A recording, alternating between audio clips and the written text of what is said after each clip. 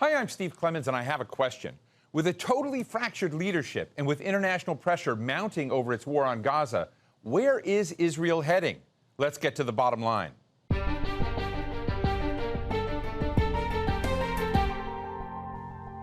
It's been 9 months of relentless bombs, of tanks and sniper bullets, of death and destruction by Israel in Gaza, but it feels like the war is just starting all over again. Negotiations for a ceasefire take place here and there, but any new deal seems like an illusion. Now that Israel alone controls all entry points into the Gaza Strip, food and other supplies are barely getting in. The Israeli army finds itself fighting on several fronts in Gaza, on the border with Lebanon, and all throughout the West Bank, with no light at the end of this very dark tunnel.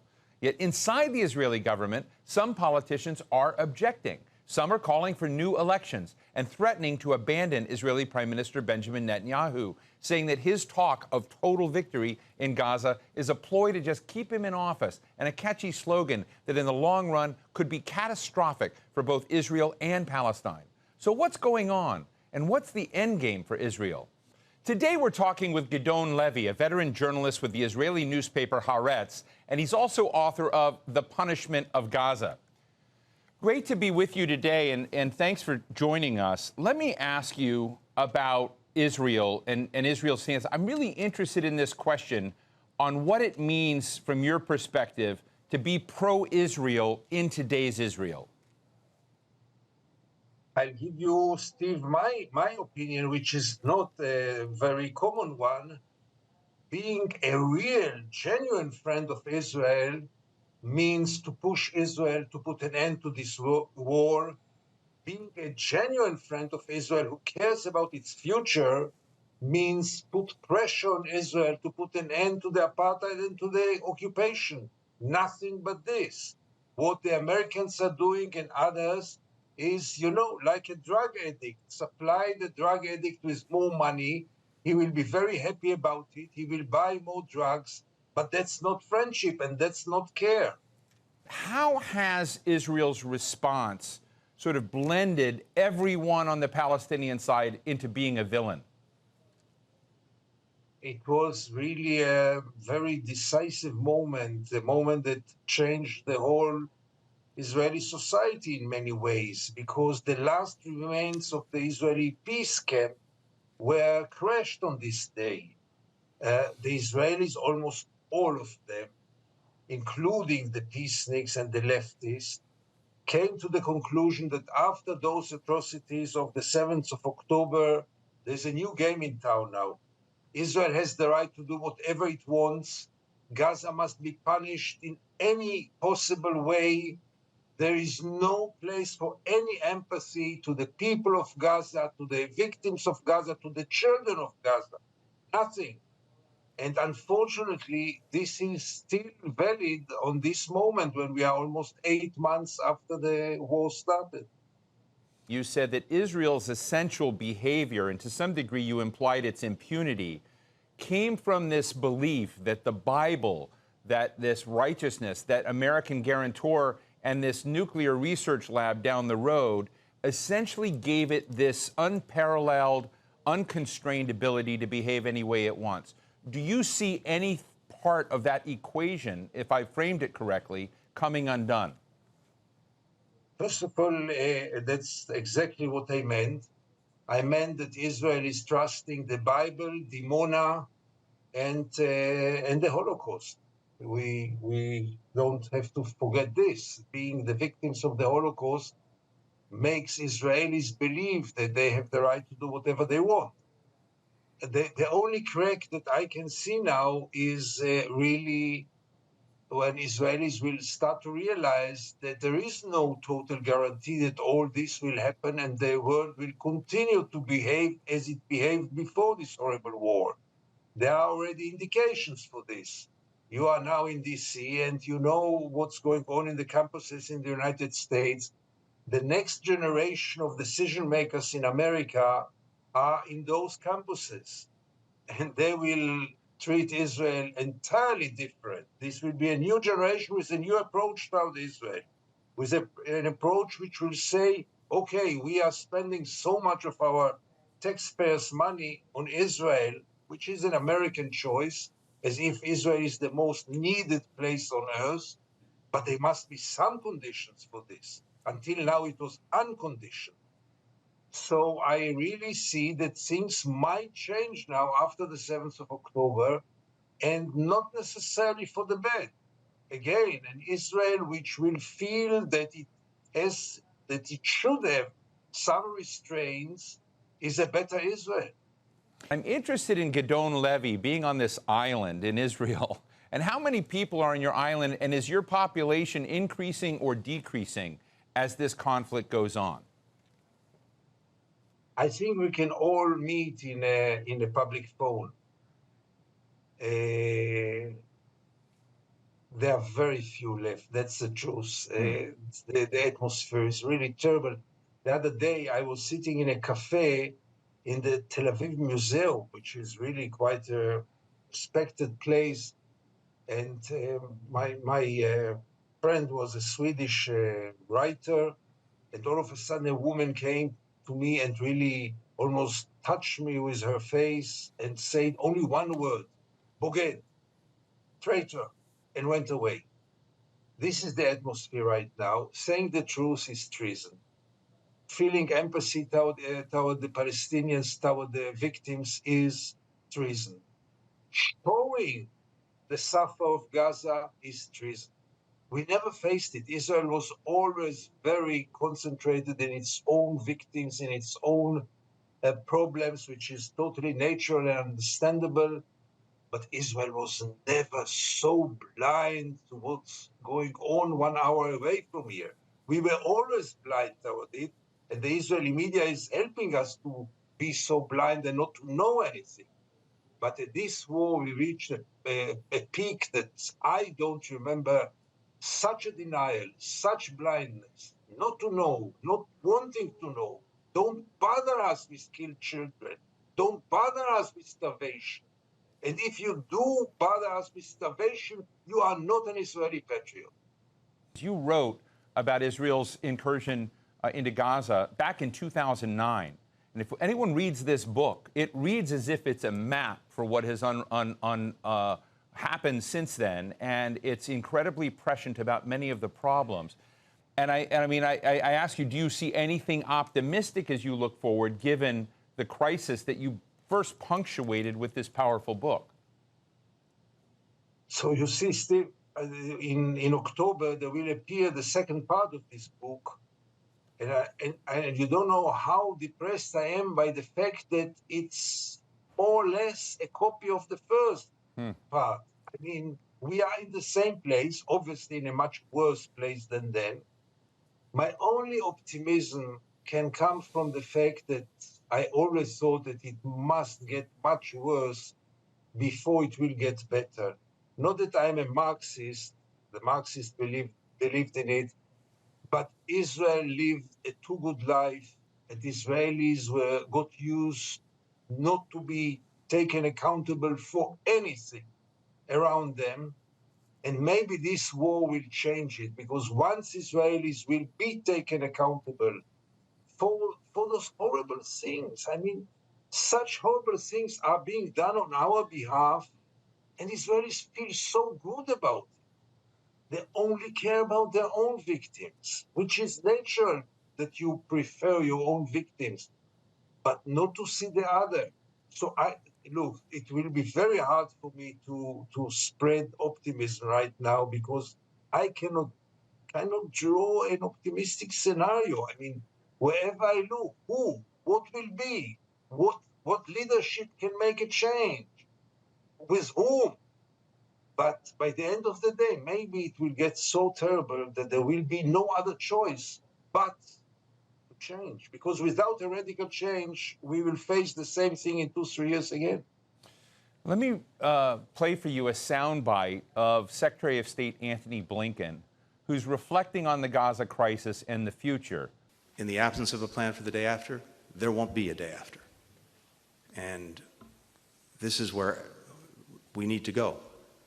And we need to get as quickly as possible a plan for the day after that does not leave Israel responsible for Gaza, which it says it does not want to be. But if it is, it will simply have an enduring insurgency on its hands, for as far as one can see into the future. Or not, if not, Hamas will be left in charge, which is unacceptable. Or if not, we'll have chaos, lawlessness, and a vacuum that eventually will be filled again by Hamas, or maybe something, if it's possible to imagine, even worse, jihadis. I'd love to get your reaction to this. First of all, I obviously agree to every word said by the secretary, but it's part of the picture. The other part is that in the current circumstances, there are no conditions for the day after. Okay, we get rid of Hamas. We achieved all our goals. Who will run Gaza? I mean, Gaza without Hamas will turn into a Somalia. Gaza with Hamas will remain Hamastan. There is no way, unless Israel change radically its attitude toward the Palestinian question as a whole. You cannot separate Gaza from the West Bank. You cannot separate the situation in Gaza from the entire picture of a brutal occupation of 56 years, of an apartheid state. If those things will not be touched, there will be no solution for the day after, even if Secretary Blinken is right by saying that Israel doesn't have a plan. The current Israel cannot have a plan. It's not that it doesn't have a plan. It cannot have a plan. Who will run Gaza according to Blinken in the present circumstance? Whom does he suggest? I mean, the Swiss army. Who is going to run Gaza, for God's sake? And as long as we don't change the basic attitude, I don't see any solution. One of the horrific things we saw televised was the aftermath of a bombing of a camp in Rafah, of innocent people, 45 dead, many more injured, burned children. Israeli Prime Minister Netanyahu said that this was a tragic error and a mistake that would be investigated. It was a U.S. bomb used in this camp. The question I have in this is, how does someone in Israel who sees the same footage not think that those kinds of incidents are going to create a new next generation of people with deep grievances who want to settle the score or who want revenge, whose parents or children or sisters and brothers were killed in this awful way? How is there no sense of that injustice breeds violence? Your assumptions, Steve, are wrong. First of all, you are sure that the Israelis watched those scenes. I mean, they were shown those scenes. I don't want to say that they were not shown, but it's all about framing, as we both know. And even this horrible incident was presented to the Israelis in a very soft and short way. Namely, it happens in war, things like this happen. Some blame on Hamas, who is hiding among the refugees there. Some hints that maybe it was Palestinian ammunition which was bombed. Nothing but taking accountability. Nothing but feeling some kind of mercy on those victims. So the Israelis don't even go farther than this. Or you think about the consequences, how will the world see it, and how will the next generation of Palestinians see it? You have, first of all, to look upon yourself and to declare, to be touched by it, to say that you are sorry about it. What the Prime Minister said was hollow. He said it because the International Criminal Court is, and the International Court of Justice is like a dark side following him now, because they are all very scared of what will be their rulings. But he didn't mean it, obviously, and even what he said was hollow. Where is the apology? Where is the sorrow? Where is the empathy with the victims, for God's sake? Nothing of it you heard. We are asking and demanding the whole world to share our agony about the hostages, to share our agony about the killed soldiers, but we don't spare any emotions toward our victims. I listened to some Israeli cabinet officials who say that any move towards a ceasefire, any consideration of Israeli withdrawal would be a gift for Hamas. How is that equation playing out? And are there any dissenting voices that we should listen to and that you think are serious? You see, Steve, we were both last week in Doha in a very interesting conference, and I met some people that I guess you met as well, senior people in the Qatari administration, and they all told me, we don't have a partner. I mean, Israel is not a partner for a deal right now. And it's very clear from here that this government gave up on the hostages. There's no other conclusion that anyone can get except of this. From the beginning, people like me claim that Israel has to make a choice between the war and releasing the hostages. You have to choose between the two because the two will not be achieved together. Israel clearly chose to continue the war under this notion of the ultimate victory, crashing Hamas, which will never happen, obviously. But by this, we gave up on the hostages, and therefore I don't see any deal in the coming days or weeks. No way. Israel is not interested. You know, and I want to read you something I'm sure you've seen before, but it's a classified cable that was released as part of the WikiLeaks releases. And in this cable, a State Department official says Israeli officials have confirmed to embassy officials on multiple occasions that they intend to keep the Gazan economy functioning at the lowest level possible, consistent with avoiding a humanitarian crisis. In other words, Israel surrounding Gaza, keeping it at a bare subsistence level. This is years ago. And I'd love to get your thoughts on this. You probably have written about this cable before, but when I read it, you know, I get goosebumps down my back because I'm saying, wow, that is a really incredible state-based plan to never proceed with anything other than bare subsistence for a large number of people, essentially under your control from the exterior. Steve, how else can you explain the siege over Gaza, which is now 17 years, so almost 18 years long? There's no other explanation for the siege but what you have just quoted. We don't even need this cable. When Israel put a siege over Gaza, what did you think that will it mean for Gaza? Prosperity, freedom, innovation, wealth? What can come out when you put 2.3 million people in the biggest cage in the world? What did you expect that will come out of it?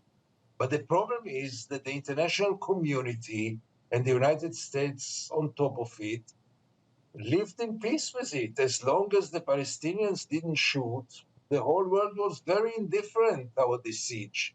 And this is so critical because the world closed its eyes for 17 years to the fact that Israel is doing a huge crime of war much before the war by putting 2.3 million people in the biggest open jail in the world. And the world said nothing about it.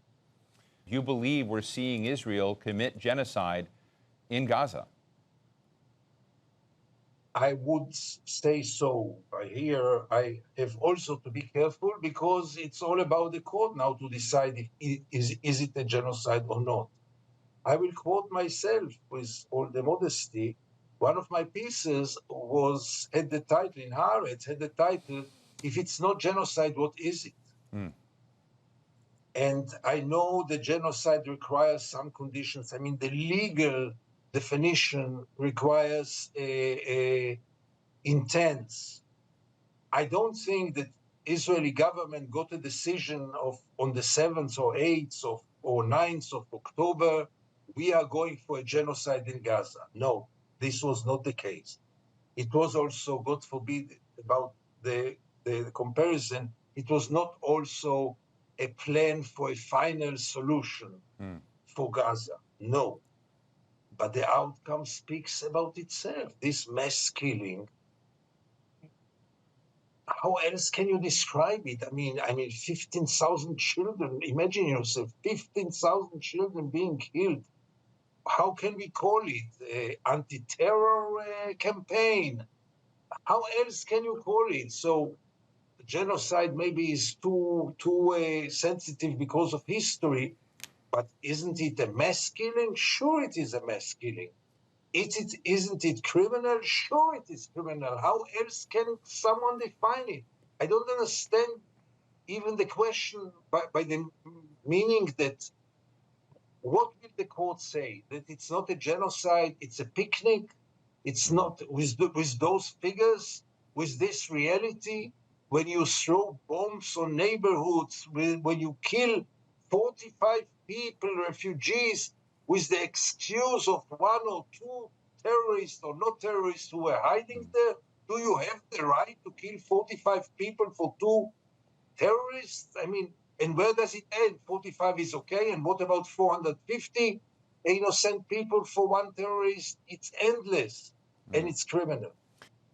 Just finally, I'm interested in the political moment, and I'm always careful in this because this may be wrong, but there are some that are saying if elections were held today in Israel, that Prime Minister Netanyahu might be back in power, might be empowered by this moment. If elections were held in Palestine, Hamas may very well win.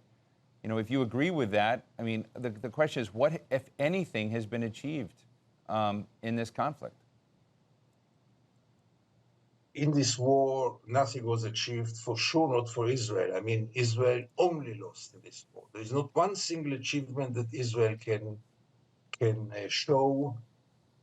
I'm not sure that Netanyahu will be re-elected, but it's unbelievable that there is a good chance. The problem is, Steve, and here the picture becomes even more depressing, that even if he will step down, even if he will be replaced, even if Benny Gantz or Lapid or whoever will win those elections, there will be too little change. The world will get out of its way. They will all hug the new, because they're all waiting Netanyahu to go home, and everyone will want to meet the new elected prime minister, and he might even go and meet Mahmoud Abbas in Ramallah. But when it will come to the core issues, continuing the war, continuing the occupation, continuing the apartheid, you think there will be a big change? I have news for you and news for our viewers. Don't expect too much. Well, we'll have to leave it there. Really appreciate your candor. Israeli journalist and author Gideon Levy, thank you so much for being with us today. Thank you, Steve, for those wonderful questions. So what's the bottom line? We have seen this script before.